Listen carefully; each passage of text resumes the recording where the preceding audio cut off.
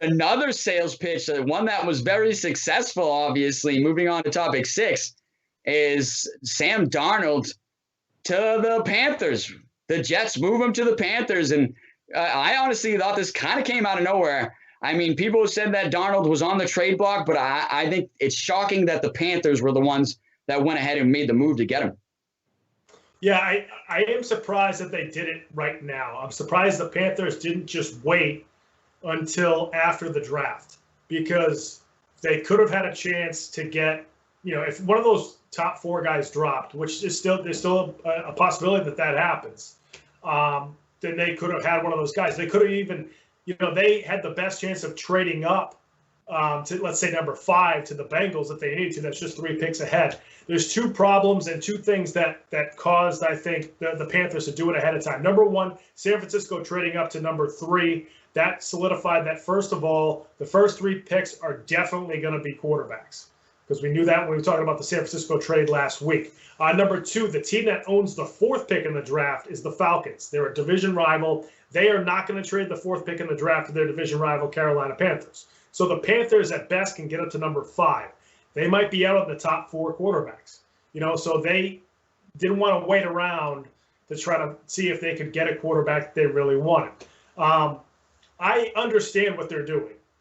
Teddy Bridgewater, who's their starting quarterback, very solid. I like Teddy Bridgewater. I remember when he was coming out. I really thought he was a very solid quarterback. Probably not spectacular, but solid starter in the NFL.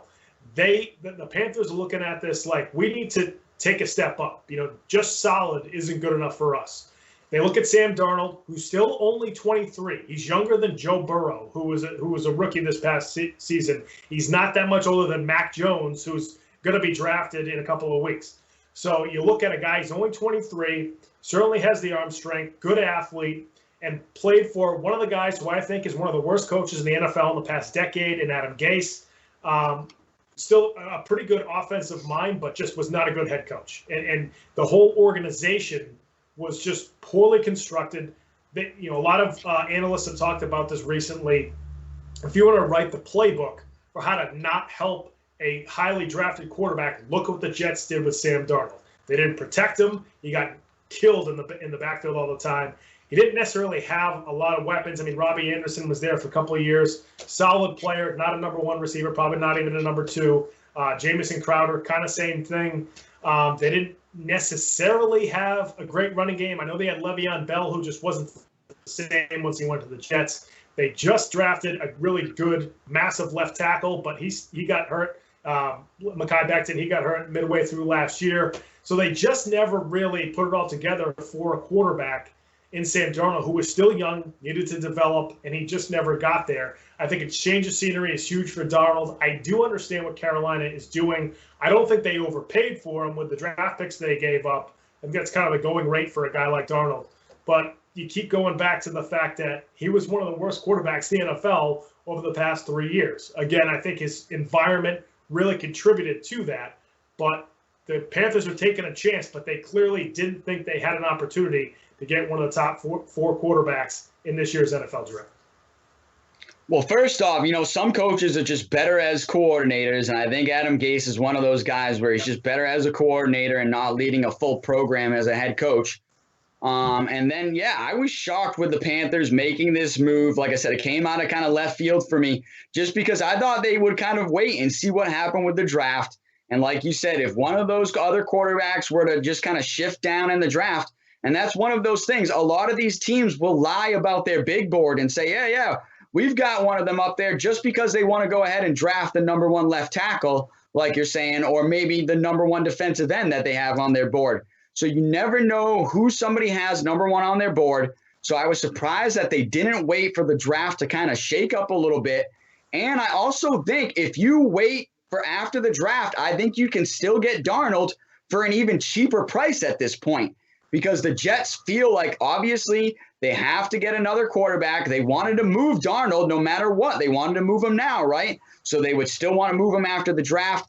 That means in the draft, they want to go ahead and target a quarterback and try to bring in their next quarterback. So you still could have got Sam Darnold, maybe even for cheaper, maybe for 2 fourth-round picks at that point. So I don't think that they overpaid at this point. I don't think they overpaid. I do think the price was right for Sam Darnold. And like you said, he's only 23 years old.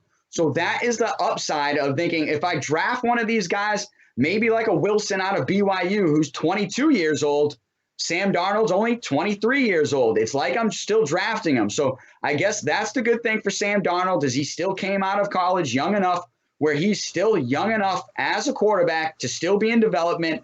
But that's the thing. You've got to see some development at this point. He's got a lot of time under center as a starter, hasn't shown much. And granted, like you said, played on one of the worst teams with one of the worst coaches, one of the worst offensive lines, but still, he really just did not show much. Couldn't make some of those NFL-like throws like a standard stick throw or a 10-yard out throw, or when the guys just open across the middle, he would even struggle making those throws. And as an NFL quarterback, those have to be 10 out of 10. Sam Darnold, I still think, is developing. So it was really shocking to me that they went ahead and made this move early. Matt Rule might think that he can develop him a little bit, and it might be that situation where he would rather just get somebody that does have some NFL experience and he can work with him and develop him instead of trying to work with a rookie who's coming in kind of a little blindsided, and the big lights are going to kind of blind him for at least the first half of the season. So it's one of those things where I get it. I get that the Panthers need it. I've said on this show many of times that the NFL is quarterback hungry, quarterback needy, and will make moves to get quarterbacks just because there's not that many great quarterbacks playing currently. So this move is just one of those, I think, that kind of fits into that pattern as well.